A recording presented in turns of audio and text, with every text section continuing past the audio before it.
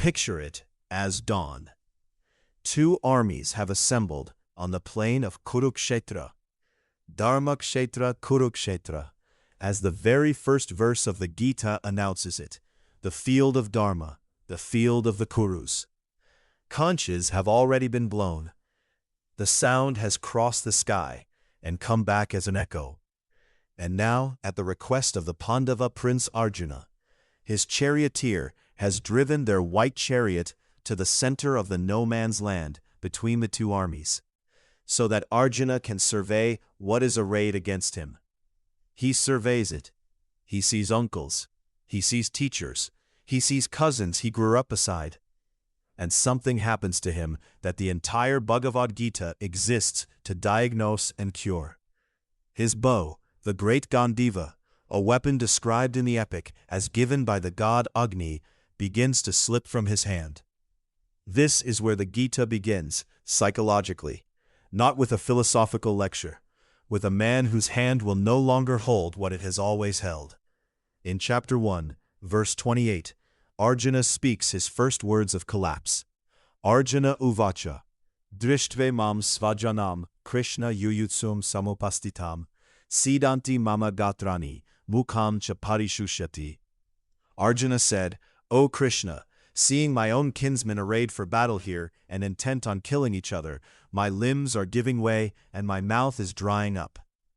Notice the precise phrase the verse centers on. Svajanam, my own people. Not the enemy, not an abstraction. The specific, named, beloved faces of those he recognizes as his. This is the technical locus of what the text calls Moha. The word Moha in IAST, Moha, carries an etymology worth pausing over. Its roots reach back into Vedic literature, back to the early Vedic word Moha, meaning empty, vain, unreal, that which seems full but is hollow. In the Gita's psychological vocabulary, Moha specifically designates confused affection, not generic ignorance, but attachment-generated distortion.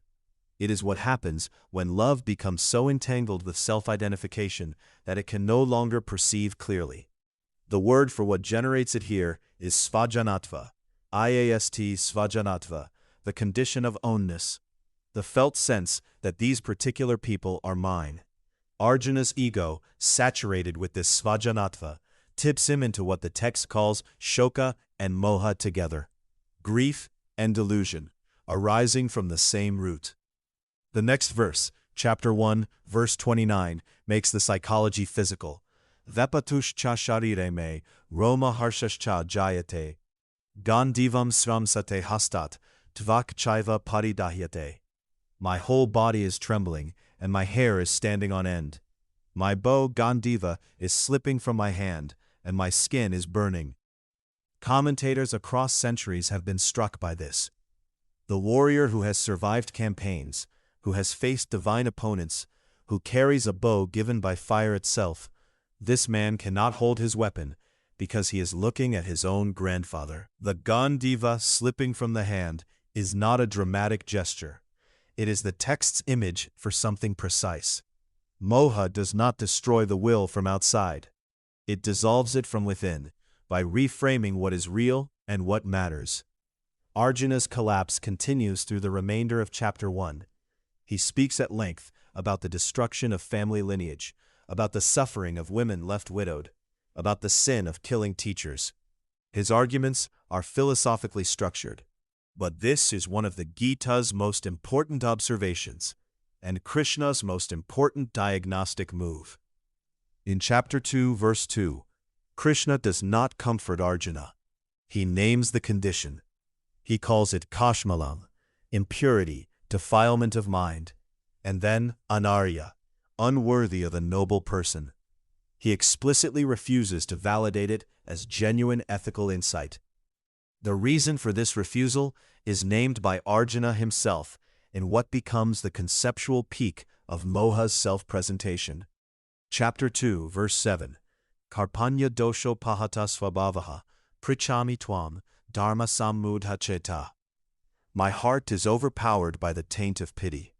My mind is confused as to duty. I am thy disciple.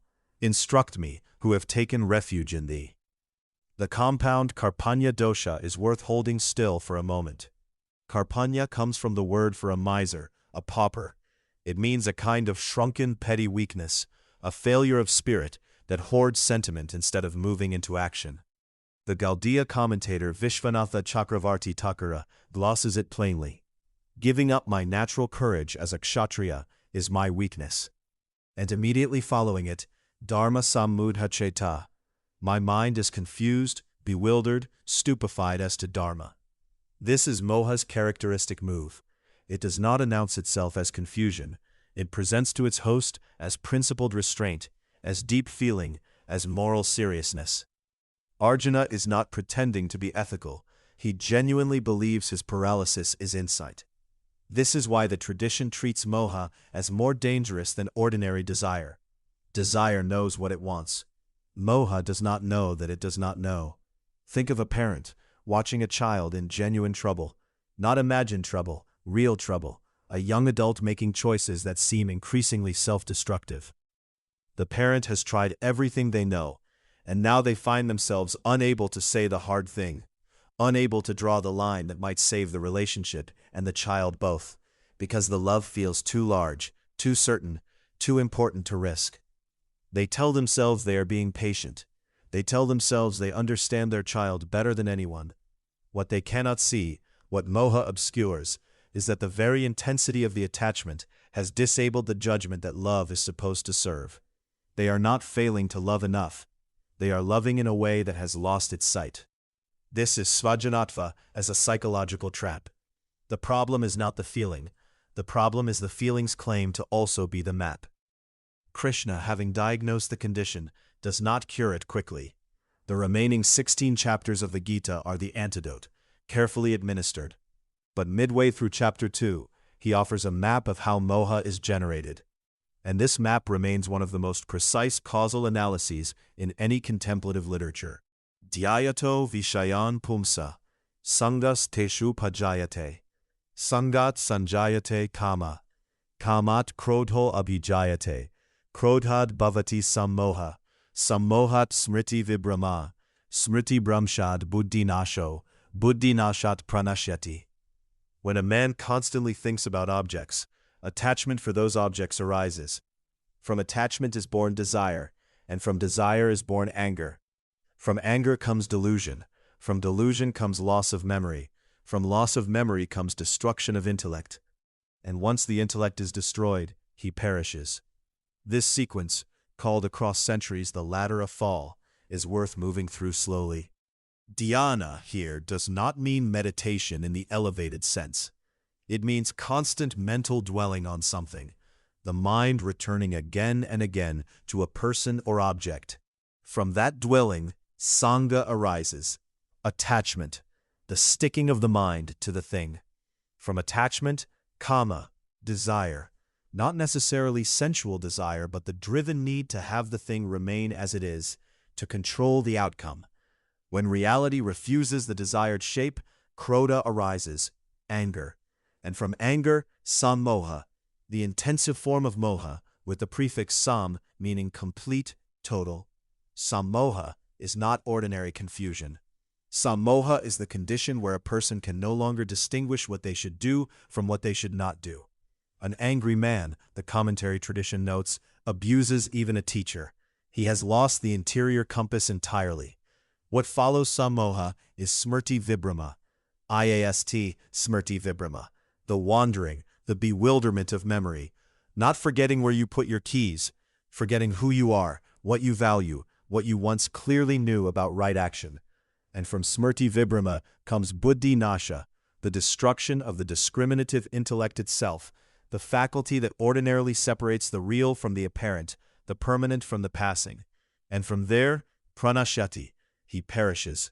Not necessarily physical death, the perishing of the person who could have acted wisely. The Sankhya philosophical tradition, older than the Gita, classifies moha as a subcategory of viparyaya, intellectual error, a wrong perception treated as right. The Sankhya Karika of Ishvara Krishna places moha specifically within this taxonomy of cognitive failure. and in the Vedantic frame that the Gita operates within, Moha is the individual emotionally activated expression of avidya, IAST, avidya, the fundamental ignorance of the self's true nature. Maya is the cosmic structure of appearance. Avidya is the individual's participation in that appearance. Moha is the grip that participation has on a particular heart in a particular moment. The Gita offers a second archetype of Moha who never appears on the battlefield and never hears the teaching. Dhritarashtra, the blind king of Hastinapura. Dhritarashtra has been king for decades. He recognizes Yudhishthira's merits. He knows his own son Duryodhana's faults. He endorses those faults anyway, repeatedly, in the Udyoga Parva when peace is still possible, because the love for his son has become structurally identical to blindness. His physical blindness from birth is understood across the tradition as allegory. The blind Dhritarashtra represents avidya made visible. Arjuna's moha is acute, situational, resolved within a day. Dhritarashtra's is chronic, constitutional, the cause of the entire war. The Gita opens with his question to Sanjaya. The frame inside which Arjuna's moha is cured is held in place by the moha that was never cured. Chapter 7, verse 27, generalizes the diagnosis beyond both of them. Krishna says that all living beings are born into delusion, overwhelmed by the dualities of desire and hate. Dvandva moha, the confusion generated by the oscillation between what we want and what we fear. This is not an accusation. It is a description of the structure of embodied consciousness. We come into existence inside a field of opposites, and the mind, by its nature, takes sides within that field. Consider a friendship of many years, 20 years perhaps, of genuine closeness that has begun to loosen. One person has changed, or both have. The other watches it happening and cannot quite name what they are doing. Holding on, interpreting silences generously, explaining away distances. At some point, the holding on has become its own problem, because it prevents the honest conversation that might either repair or honestly release the friendship. The attachment to what the friendship was, to the shared identity built inside it, has made it impossible to see what the friendship actually is now. That is dvandva moha at the scale of two people who loved each other. The grief is real, but it has become a lens rather than a light. In chapter 2, verse 52, Krishna holds out what resolution looks like. He calls it crossing the moha kalalam, the dense mire, the thicket of delusion. When the buddhi finally crosses that mire, something opens. The word kalalam, dense, dark, and tangled, suggests that moha is not a wall you break through. It is a thicket you have been moving through without knowing it was a thicket, because from inside it, everything looks like the natural landscape. And then, at the end of 18 chapters, Arjuna speaks again. Chapter 18, verse 73, Arjuna uvacha, Nashto mohas ritir labdha tvat prasadan mayakshuta, stito asmi gata sandeha, karishye vachanam tava. My dear Krishna, O infallible one, my illusion is now gone. I have regained my memory by your mercy, and I am now firm and free from doubt, and am prepared to act according to your instructions. Nashto moha, moha destroyed. Smritar labdha, memory regained. Shankara, in his commentary on this verse, is precise. The moha destroyed is the moha born of ignorance that was the cause of all evil in the form of mundane existence. And the smriti regained is not the recollection of past events, but the memory of the reality of the self. The destruction of moha and the recovery of this deeper smriti, Shankara says, is the singular fruit of understanding the entire scripture. The structural bookend is deliberate. The Gita opens with Svajanam, my own people, triggering the crisis. It closes with the same man saying, the confusion is gone, and I can act. Between those two moments is not a path of detachment from love, but a path of clarity about what love actually is when it has been freed from the distortions of self-identification. What to carry forward into your actual day, wherever you find yourself unable to act clearly because someone you love is involved, it is worth pausing to ask which part of you is speaking, the love for the person or the attachment to how you need the person to be. The Gita does not ask you to love less. It asks you to notice when love has borrowed the name of wisdom and is quietly refusing to do the work that wisdom requires. The moment you can make that distinction honestly, even briefly, something in the thicket opens. The illusion is destroyed. Memory returns.